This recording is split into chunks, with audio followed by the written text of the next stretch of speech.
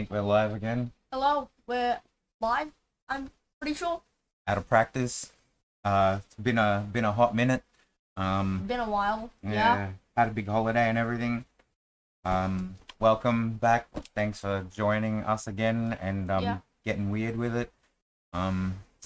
We have to introduce ourselves. We have the Weirdling. the Weirdling, sure, capital T there on the the. Right? Great. And I'm gonna go with Papa Weird. I'm feeling a bit of Papa Weird today. Let's do this, okay? So, we left off last time, okay? We've done quite a lot, and we will have to, hopefully, yeah, we're gonna do a recap. And what we're gonna start off with today is we're working on the processing center. We've done the original entryway down into the prison complex. Oh, we have to have our mascots. Where's your mascot? Very good. Lying down. All right. Drunk. Great. Thanks. So we were into the prison complex, starting with a processing center. We've completed that, and we've also worked on the second area. Let's see who we're gonna have today. I'm gonna pull out my mascot. Not a character. This is a snake that I made up and used some items, some Warhammer kit items, and made a chest full of gold for the snake to sit on. You can see by my excellent paintwork there with the light that I'm truly talented. Thank you for your support. Anyway, so I'm going to have my little snake mascot. What we have done here is have a processing center. The third room we did on day 4, so we were off on our day. Oh yeah. Yeah, we're off on the holiday. We took a day in between for traveling. We did some work, so we've done a processing center up here. I'm gonna have to have a pointing thing. Hopefully it's clear enough. I've been uploading the pictures to the Reddit in conjunction with my posts and trying to keep them concise. I'm not sure if I'm doing a great job at that, but hopefully it's clear for anybody following along between the two places where they kind of catch up with each other. All right, so we have a processing center here. We've placed 3 regular guards in there. And one like NPC. And well, yes, we rolled on a once I'd drawn in the cells. We rolled on a coin? with a coin. Yeah, rolled with a coin toss. We rolled on a coin. Rolled on a coin. That's got to be a saying, right? Sure. Rolled on a coin, and determined that there was in fact a Shadowkai prisoner in there, possibly in the process of transfer or some extra scrutiny. Perhaps they'd either just been brought in or being moved. So that's who we have in this top cell here. Okay. So we have our 3 guards behind desks, kind of like you'd see in the movies. Classic prison setup here. But we also have on this side wall, which we will lead into for our, I think it was the next day, right? Day number 5. The next room is meant to be a contraband room. It has a trap on the door. We rolled the trap on the subsequent day, but it what's the word? Emanates. Very good English. It emanates out from this door 15 feet in a cone. So obviously not enough to hit the desks and disturb the guards if they were sitting there or sleeping or whatever. But it's obviously enough to affect anyone around the door. Sleep on the desk. Sleep on the desk. It happens, right? Or you cast a sleep spell in there or something like that, right? For some reason they're knocked out or whatever, but that trap won't hit them if they activate it. So there's some level of distance between them. What else? Oh, and we had the locked door here. This door on the northern. Or the warden. Off to the second warden or the first. Yeah, first warden, isn't it? First warden, yes. Oh, this is the recap. All right. So moving quickly, we generated gold. We generated items on them. Nothing outstanding in this room really, other than the actual Shadowkai NPC who could go both ways with the party depending on their interactions with them. And we have a small weapon rack over here holding a couple of short bows and a long bow for the officer should they come out. All right, let's flip through. Dice set. All right. On our day 4, which was the actual day that we were there, and we're doing this up, we were working through quite a lot of rooms that day. Yep. Took us how long? I don't know. 2, Hours. 3 hours. 2.5. Yeah, to work through all of these rooms. Yeah. So they would have been half hours on each room, essentially. Anyway. Half hours. And then I've gone back and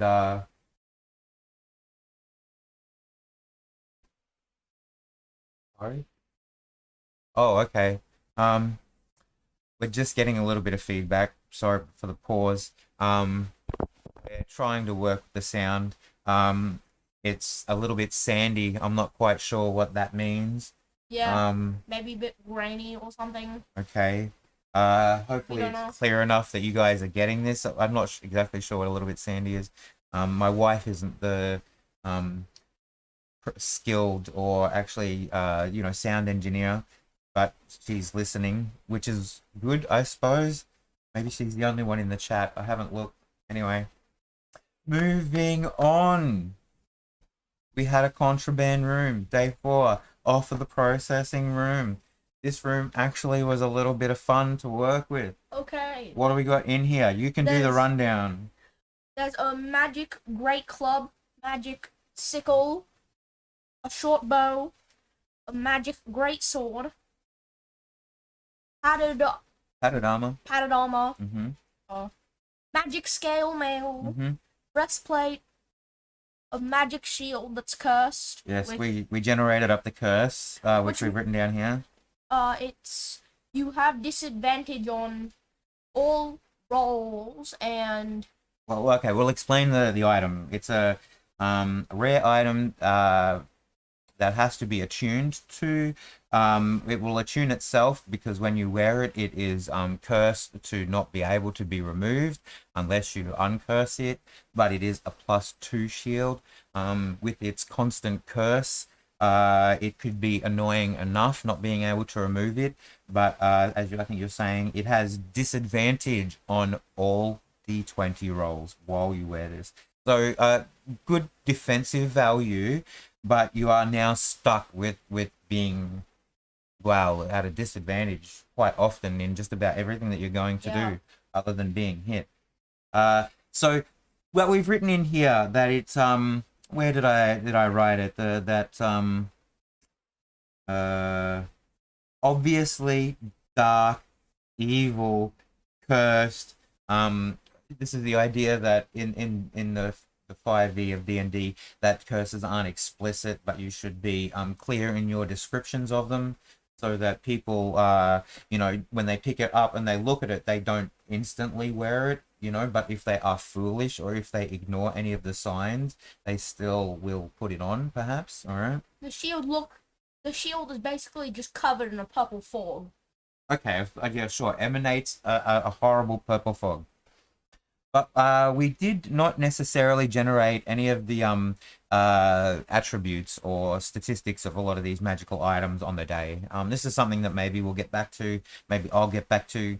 But maybe like fine-tune later. Either that or you just leave it open. The idea of this room is that a lot of the items that have been brought in aren't to be used by the actual guards. Perhaps they are, maybe because of their greater magical, some of the greater magical attributes of some of these, that they are held separate to be looked after. But also, other than these items, armor and weapons, what else is there in there? From here, we have a bookcase. Books. And magical wizard scrolls. And books and scrolls. So we have a wizard's book, which can be generated up at whatever level that whoever's running this, DMing this, could envisage the spells to be. You probably wouldn't want to give it to them anything more than level 2. You might want to destroy a couple of pages and say that it's damaged, so they don't have too much access to too many spells to copy too early. But it can possibly increase the wizard's repertoire. That's one of the things they do. They just copy scrolls and then they know it in their book. All right, but they can copy it out of other books as well. 3 arcane scrolls, and 3 clerical scrolls as well. All right. Oh, we should talk about the trap, the ice trap that emanates into the room, the processing room. We generated that on this page as well. Trying not to knock my little mascot around. We generated up a trap here, an ice cone with moderate difficulty to dodge it. Oh, somebody's having a sip out of a cup. All right. Water. Water. Let me see. You know that joke about Bruce Lee, right? What's Bruce Lee's favorite drink? Water. Great, right? Jeez, it's a killer. Where were we? Oh, explain the trap. Moderately difficult to dodge out of the way. Otherwise, it's gonna do a nice cone damage, some D8, something around there, cold damage, into that area. It's in the actual trap is in the actual lock mechanism itself, and we'll shoot into that room 3 there. It is armed for 1 shot. Should somebody try to pick the lock and fail, or if they try to force the door and the lock is subsequently like bashed through or whatever, it will activate once, and then would have to be reset. The idea of it is that trap door, right? Stop them coming in. It's a contraband room. It's contraband. There's lots of funky stuff in here. All right. So we have spotted out a lot of the difficulty checks we had kind of in mind for this sort of stuff that can come through on the printing, but we're going to try and be quick and move on. So what do we end up with? This is meant to be room 5. This is the last room of our mini 5-room dungeon sort of setting. Part 1. All right. Part 1 culminates with Warden 1 in his room. So Warden 1 sits behind his desk over here. His desk over here on the northern wall. Trophy cabinet. No, he does. Yeah, he has a trophy cabinet of things that either was meant to go to the contraband room, but he has kept, or things that possibly he's taken himself. Right. Also has a wine cabinet, quite cultured. This their officer. Has a wine cabinet and glass storage. Trophy case is rather sort of Dapper. I was gonna say pretentious, but dapper, sure. Well dressed warden in a chain shirt with dapper Great axe. with dapper accessories. Yeah, handling that we rolled up a great axe. That's a magical chain shirt. We've sort of by luck of coin flip have had a lot of the wardens and the officers procking magical armor, but not actually procking any of the magical weapons.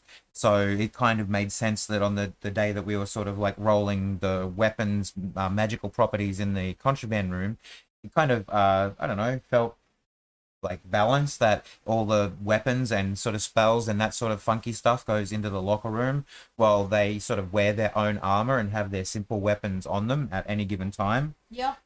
All right. So Great Axe has their key. This is also the one that is the lock to door number B, right? Warden Yes. Warden 1 is the second blood lock to door number B. Number B. Number B, door B. So on the first room, it was the northern room. So A comes out into this corridor into the processing area. B, which we have completed, is off in the supplies, provisions, and services area. They have their own warden back there.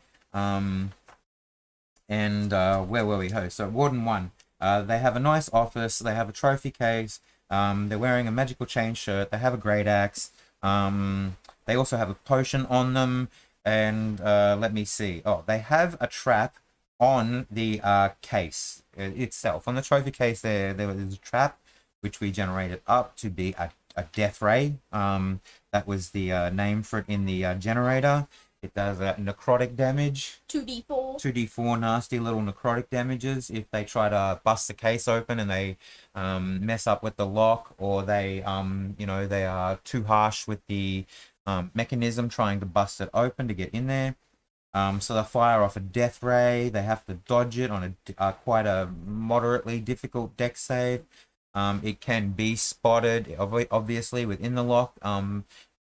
If the whoever's unlocking it or disarming it actually takes any kind of active perception, depending on their passives, right? Maybe they can see it. If it's high enough, we put a 18 to spot, which is quite high, but possible at level 1 if you're building out some super duper bar. Maybe not bard. They don't get expertise level 1. I think rogues do. I can't remember. I think it's possible. Maybe it's not. Otherwise, it's an active check of 18, which is possible but difficult. All right, my turn. Have a sip of the tea. Got some iced raspberry tea. Very refreshing. Yeah, I still got some tea. I still got some ice melting in my gullet, boy. Don't worry about the spot of water on my book. I'm drowning on melting ice over here. Oh my gosh. I'm fine. Thank you for your concern. Oh, guys live on set. Great. Okay, snaky. So we've got a warden. They've got some stuff. What magical things do they have here behind this trapped trophy case? Helmet of a Shadowkai hero. Yeah, sure. So obviously this dude's obviously off one of the Shadowkai or had them presented to him and took their nice fancy helmet. We rolled on it. It's not magical, but obviously quite ornate, or why keep it? And there's a staff in there as well. A lesser staff of healing. A lesser staff of healing. So 19 charges. Yeah. So we mess with the I mess with the rules of it slightly. So instead of giving it, I think it's 10 charges or something that they can burn through in their rules. That then returns, I think, on a long rest or the next day or whatever. This is just has 20 charges.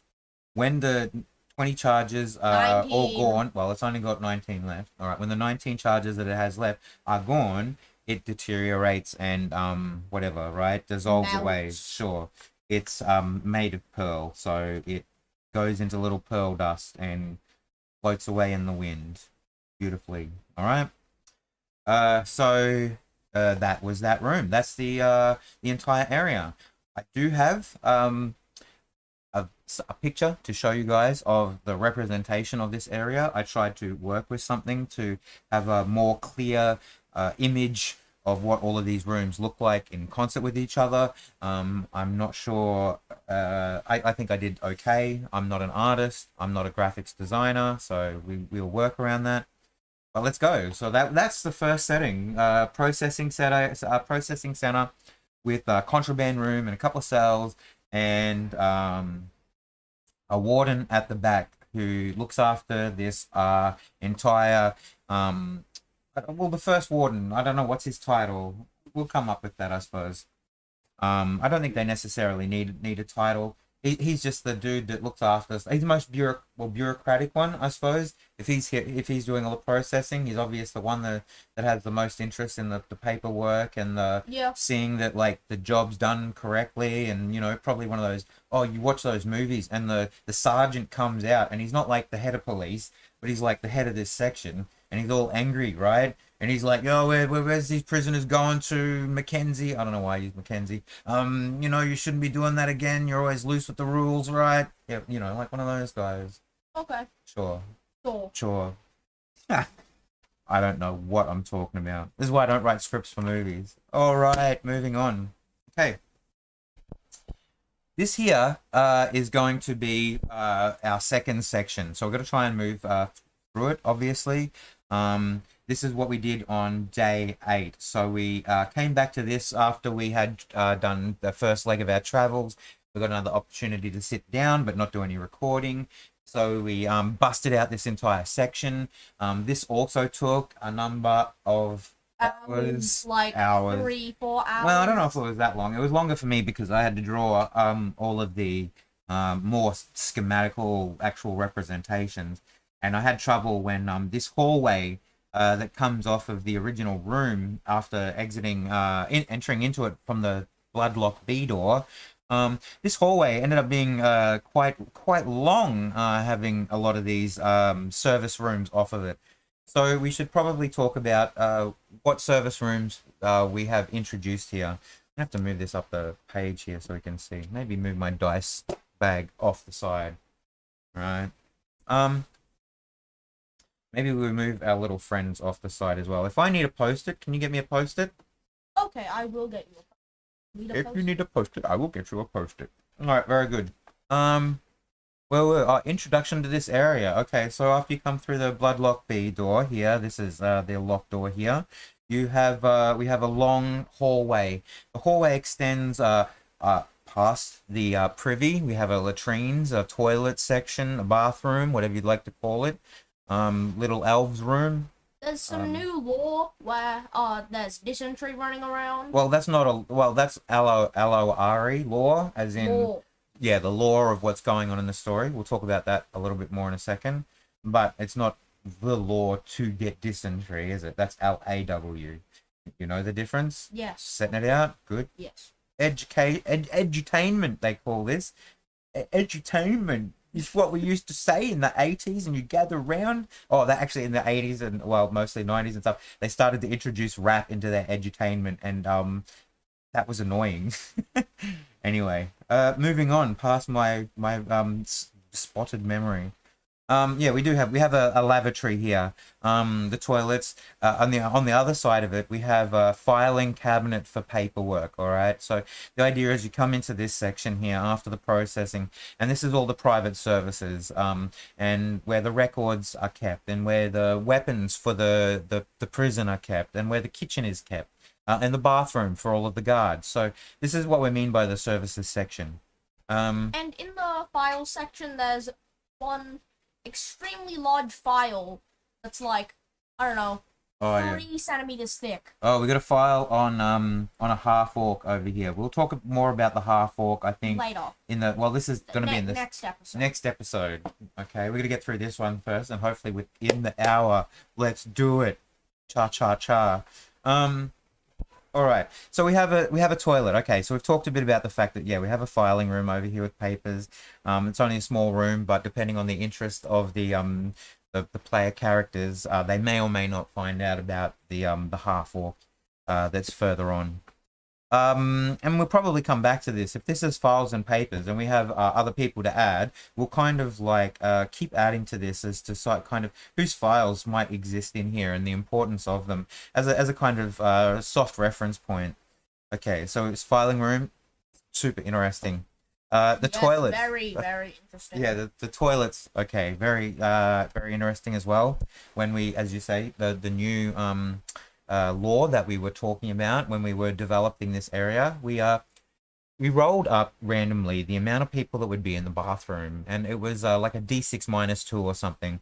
Mostly just because you can't have that many people in the bathroom, and we got 4, and we had to kind of explain to us like, oh, it was 6, so it was down to 4 individuals in the bathroom here. So we had to kind of explain how it was that we had 4 people sort of vying for the bathroom. And dysentery, obviously, an outbreak of dysentery from somewhere, possibly introduced due to the campaign story, locking them down and not giving them access to fresh food and clean, regular change of services here in the lavatory. So a very top-down enforcement of the dysentery by the campaign itself, or it could be bottom up in that sort of sense. If we're introducing later a Shadowkai breakout and some kind of rebellion, perhaps the dysentery was introduced by those guys. So we have 4 individuals in the lavatory with some form of dysentery or need to expel themselves in there. Okay. Now we have the medbay. Well, yes, like moving like above this. So if this is our toilets here, above this here is the med bay, which happens to be on our very next page. All right, we're over here now. We're moving it across. All right. Okay, so we have a med bay. In the med bay, we also rolled up thinking, well, we can't have any more than 6 people in there. We've only assigned 6 beds to the space. So we ended up rolling, I think it was similar dice, D6 -2 or whatever, and we ended up getting 5 or whatever. So that's how we ended up with 3. So we've got 7 individuals at least in this particular area whether they're in current state of being bed rest or just having to use the loo a lot. We have an infection of dysentery running rampant amongst the elves. Unfortunate to them. So they have a Shatterkai rebellion. They have dysentery now on within the guards at least, and we also have the player characters top down exploring the area, having to deal with all of this themselves, and possibly if they aren't smart, contracting dysentery as a disease for themselves, which isn't a very big problem for some player characters later on. Some clerical player characters have access to like cure disease and stuff like that, and greater and lesser restoration and stuff. Some classes later on get immunities to disease or resistances, but in general, dysentery is not a great thing to have. All right. Yep. Okay. So simply this area here, very simple. No trap on the door, though it is locked. We have a doctor in here and a nurse. So the doctor's at the desk and the nurse is over by the supplies or running around somewhere. We've provisioned them with a supply cabinet which has access to potions we've written down, bandages, herbs, powders, clerical skulls, one of which is Revivify. And we also have like a workbenches available to them as well. Okay, so simply just a basic medical center inhabited by sick people. All right. Now, on the other side of the corridor, I think that's where we got to. All right, this was a lot of work. The kitchen. This was quite big. Kitchens usually take up a lot of space, considering that they not only have to cook for the officers and the personnel inside while they're doing their shifts, but they also have to provide minimum food in some capacity to their prisoners to keep them alive on the regular, whatever that is. They don't starve to death. Well, yeah, but you also don't want to provide them with too much sustenance. So this is where stuff like gruel and porridges, like have been an essential part of not only prison food diets, but also what they would feed to slaves or they would feed to laborers. Hit them up with the gruel, which is pretty much just a basic porridge. You might get a seasoning of sugar or salt, but who knows? Anyway, kitchens. We draw up a large space. Right? We got a wash area over here and shelves. A bin. Well, yeah, a bin. You need a bin in the kitchen. Like maybe look. I, by trade, am a qualified chef, amongst other things, and this is one of the things that, as a chef, great criticism that we have often is the fact that chefs don't get to design kitchens. Architects do, and they don't necessarily design the best kitchens. Though they're obviously very functional and to standard, right? No criticism there. But this is kind of like a kitchen where the chef has gone a little bit too far here in my own personal endeavors. So yeah, we have a wash area, we have shelves, we have a storage cabinet for some dry goods. We have a prep bench here that player characters and the NPCs enemies can go backwards and forwards over. Same with the servery. More benches over there. More benches. Have a knife rack here that I have drawn up. So we have some knives on there of general size and variety, from what would be considered dagger through to hand axe with a cleaver, through to something like a short sword with a very long filleting knife. Some of those filleting knives can be 40, 45, 50 centimeters easy. So you could consider that similar to what are you playing? Fidgeting at the table. Oh my gosh. Okay. Do you want to roll the dice? Is that what you're feeling, Itchy? Haven't rolled the dice. You feeling it or not? What is it? 4. 4. That'll teach you. All right. I don't know what a 4 means, but it's gonna teach you. Okay. All right. Sure. Look at this. Now you made me lose my whole flow. I've got to tidy up my area. Talk about the. I don't even know if we need to talk about the kitchen.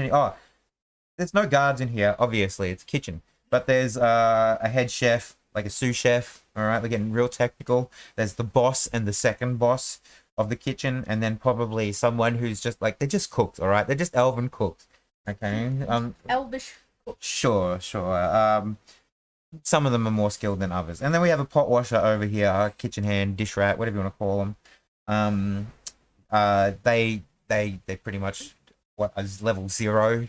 Grunt. I think you'd give them a 1/8 CR. They're nothing special. They just have a knife. Might not even have a knife. They just have a scourer for the cleaning the dishes. All right. Unless they're doing some work over here on the side and they're cleaning up an onion or something. DM, roll for an onion check. All right. Okay. Let's move on from the kitchen. Let's move through this quite quickly. All right. At the end of the hallway, on the left-hand side, we have what is the armory. Okay. So a lot of the stuff that is general access, different kinds of armor that might want to be worn by some of the guards and that. Yeah, maybe some of the things were taken off of some of the prisoners, but worthy enough to be put in contraband. Yeah, they're either not in the contraband or they've been transferred or something else, but they've ended up in this armory. So we actually have quite a lot of weapons and armor in here. I'm just going to grab a quick tea. All right, tea break for the folks at home. Water break. Water break for the kids at home that don't drink tea.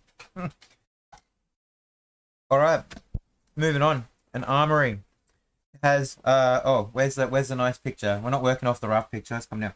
Armory here. Okay, we have 4 long weapons racks, and we have 2 sections of armor like dummies, right? The ones that you like put the helmets on and the armor on. All right, so we have a very simple room and design. This room we also rolled on for trap, and we decided to give the same trap as the contraband room. It kind of made sense that it was something that would shoot out into a large area outside of the door. So essentially it's got the exact same statistics and mods and stuff, whatever, for it, right? So what do we have in here?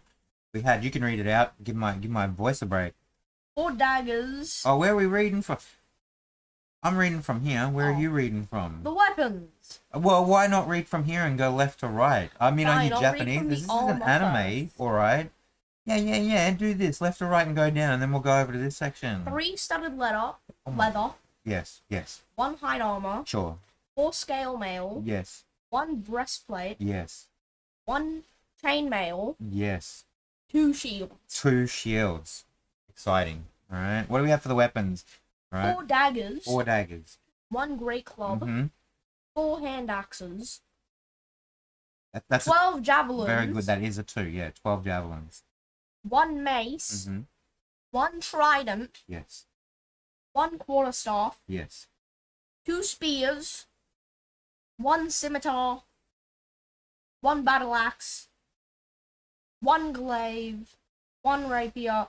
And 1 morning star. And after we drew all these up that day on this in our list, we had to have a talk about what some of these items actually were, because some of them you haven't actually seen out of the player's handbook, right? So we had to go through some of them so you knew exactly what they did. Oh, we also have over here, look, we have a hand crossbow with 8 bolts, and we have 4 longbows with 24 arrows.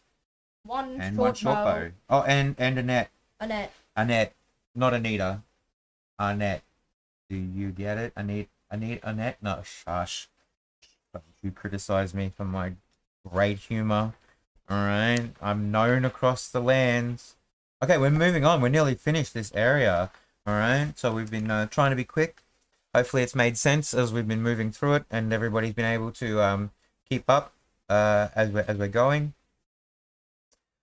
We had the last room on the right end of our very long hallway was the second warden's room. Warden, he's like a more nature connected. Yeah, he's a nature dude. Haven't decided whether he could be some form of druid if we're giving classes to our NPCs and enemies. Maybe we want to give him a class and say he's a druid. Maybe we want to say he's a fighter or some Maybe kind a of ranger. Sure. But he has 2 dogs. puppies. 2 dogs. Right. So these are probably half CRs on their own. maybe quarter CRs, and he's either a half CR or 1 CR. You know what I One mean, right? CR. Yeah, yeah. So he's 1 CR, and he has a couple of dogs. Dogs. Yeah, and so they're not pets. You know, like the ranger one. We're not going to gimp him. No offense, rangers, but they will have their own actions, right? You know, like they will automatically be set. You know how it is. All right, when I whistle, then you attack my target, that kind of thing, right? Because they're trained. So that way it sort of gives him 3 enemies in this room to work with. And we also made it that, or was it not that there was a bell here, someone to ring? So if they wanted to, that it could send a bell down to, where's my room here? Was there not? I thought I had on that trap on the records door. Had we not given it a bell trap? Yes, if trip. It also sounds an alarm. See, I knew I didn't imagine things. I'm crazy, but I'm not That crazy. yet. All right, Yet. yet. It'll be your fault if I do. Well, not you. I'm not blaming you. Whatever. It'll be you or one of the others. All right. Boy, they. Okay, so if tripped, it's also going to sound an alarm within this block up to the warden's office. Okay. That alerts everybody. Well, it alerts the warden, and the warden can come out with his dogs and his longbow and go to the other, either, you know, hole up or in the armory, or do whatever, right? Whatever the warden wants to do. Quite a long corridor, so he might want to fire down that corridor. That's his call. All right. So, did we do it also here on this trap? Was that trap also linked to call him? No. I mean, it's was on the other only side that, of. files one. All right, sure, but I mean, if this one here, if he's trapped on the other side, yeah, it doesn't. Oh, plus alarm. Look, I did. Oh. I don't forget these things. An alarm to the warden as well. So if either the armory or the records room are tripped, it's going to alarm the warden. He's going to come out either way. All right. Now the warden in his room, other than having a couple of kennels for his 2 pets here. All right, so we got 2 pets. He's got his big open desk that he reads his maps on. This guy's probably in charge of part of the expansion later on. That might be one of his jobs, okay? Because like elves still want to maintain their connection to nature. That's a historically sort of relevant aspect of their sort of being, right? They're in tune with it, and it's sort of one with them. So the idea is that he's probably working on a map here for the later parts of the expansion that we'll get to, that break into the caverns. The caverns come on month 3. They're the 3rd level. Caverns are 3rd level. Spoilers. Month 3. Spoilers. The prison doesn't go on forever. I don't know if you were looking for the prison to go on forever, but unfortunately, it doesn't. We'll do it. We'll do a couple of levels of prison. There's only so many cells with elves and half-orcs and humans and stuff that you can put in there before it gets well boring. All right. So we have got this area here. We've got a services area. It's got kitchen, armory, records area. It's got a lot of things going on for it. It's got a warden in here that's aligned with nature, has access to a couple of pets, has his own shrine down here. I'm not sure what this, you'll see if I, when I scan this later in through on the Reddits, that this is, I don't know, some skull of a creature that obviously has spirituality. I'm not sure. I'm not an artist. Look at that. It's a circle with 2 curves on the other end of each other. All right. So that's it, right? That's where we caught up to about 2 or 3 days ago. This has been the quite a long video explaining all of this. Yeah. I'm sure we've missed out some of the things, like, oh, here, look, in this room, in his weapons rack, he has a longbow and a quarterstaff. That quarterstaff is magical and allows him to cast fairy fire once a day. So something handy to get a hold of. Also, again, along line with the wardens and the officers having access to magical armor and such. This guy's got studded leather armor. But yeah, his weapons otherwise, as a sickle and shield, are not magical. So yeah, this has, I think, been the catch up. Were you fidgeting again? You were, weren't you? Maybe. Off on my corner. I seen you over there. All right. Very good. So we've done a lot today. We've gone from room 3, And we're all going the way to do through more to... today. Well, we will, not in this video. We'll come back.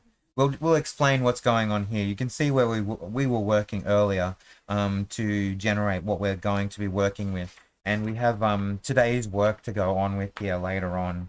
But that's its own video, so we don't belabor this one. What I did want to show is what I have been working on as a way to represent this maps. But I'm not sure how I'm going. Let's get everything off the table here. All right. So I saw some people doing isometric views. I'm not sure here. You can kind of see. Let's bring it over. Where's my bright light? Stop moving it. Stop moving it. That's so tiny, right? Okay, I'll unfold it in a second.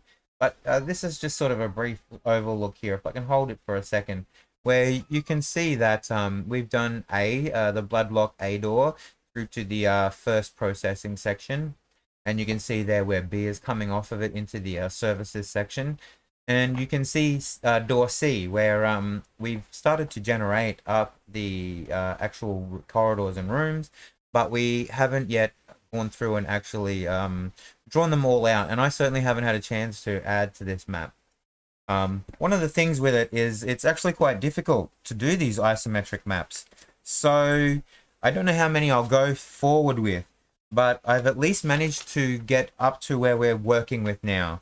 I'm not sure how long this is and big this is going to be as an overview for the complex, but this is what we're working with. I'm going to move. Yeah, like that. All right, what can we see? All of it. We can see all of it now. All right, let's put this here in the center. So that we, oh, actually a heavier die. Where's one of your heavy dice? That should hold it down. Oh, is that perfect? Stay there, Mr. D20. Yeah, maybe off to the side. Yeah, that's where the dish hand's gonna be. All right, I know because I told them to get there and wash the dishes 5 minutes ago. All right, okay. Can we see? Oh, we can see nearly all of the complex there. If I bring it across, we actually can. Right, so. The catch-up is here. You can see this is the entrance into the processing area. This is our original gas trap. This is our small entry office here, where we have an officer that just generally oversees any of the comings and goings. You know, the original. Maybe they have a open counter there. Maybe we have to go back and add that some way to do a processing counter here. All right. For paperwork that people can slide through into his office. Alright, so we have we have our processing center. We have our large area here for where the 3 guards that do processing. The cell where we have our Shadakai NPC hold up already. The contraband room. We have the warden's office to start with. So this was our first finished area here. Our second area of the complex is coming out of this bloodlock door B. This is the long corridor. This is 145 feet down this corridor here, which is definitely longer than a lot of the spells and cantrips. So someone could probably hold up at each end and not be able to cast spells at each other, depending. But it's certainly within the range of some of the bows and the longbow, right? Certainly. So there's a long hallway here to shoot down. We have our filing cabinet room and records room. We have our latrine here, where everybody currently is occupying it with dysentery. We have our medical bay over here, where we're going to, we had 3 patients in it. We have our kitchen, which is trying not to spread dysentery. Hopefully it wasn't their fault. Maybe the kitchen hand didn't wash his hands like I asked him to, and when he served the food to the officers, it spread the dysentery, at which point he's going in the pokey. All right. All right, poor kitchen hand. I'm giving him a hard time. And on the end of the corridor here, you can see that we have the second warden's office, his little kennels here for his puppy dog pets. And we also see squished into the top. Well, I mean, like I cut off because I'm going to have to need extra map again. this is where we've got the weapons armory and the armor locked away in there. So I'm not sure how much this will work with. I'll try and get it up in some viewable state onto the Reddits or online somewhere, so that people can actually see closer. You're quite welcome to criticize and critique the artwork. I'm not known for being an artist. I think I've said that about 8 times yet. But I'm trying here with you guys to give you a better overall representation. I don't know how we're going to go when we get to things like caverns and stuff like that, and astral planes and any other idiocy that we're going to throw in later on. But with places like this where it might make sense and I can work with the format, I might try and do some of these up. Very long, belabored work. But maybe you get something out of it. I kind of get a little bit back out of it. It really does, for me, make it a lot clearer to see. Maybe I can give it color it in, maybe around the torches or whatever. I'm not sure. Maybe I don't want to play with it. Anyway, but this has been it. This is where we're at. We are finished off the first 2 areas. That's what, 10 rooms, maybe a little bit more, considering corridors and record rooms. A couple of extra. We threw in a couple little cells over here. I think we can close it. Let's close this down here. Our map. Back to our entryway. And we will say our goodbyes as we gather around the microphone to tell you to do all the things. And if you want to comment and stuff in the below section, and no hassle, peace. Weirdling. Bye-bye. Yeah, Weirdling got something to say. It's just bye-bye. Yeah. Just bye-bye. Inspirational work here today, folks. Thanks for sticking around. Hope the recording wasn't too sandy. I heard it's not great. We're working with it. Bear with us. Thanks for sticking around anyway. Love your work. Stay weird.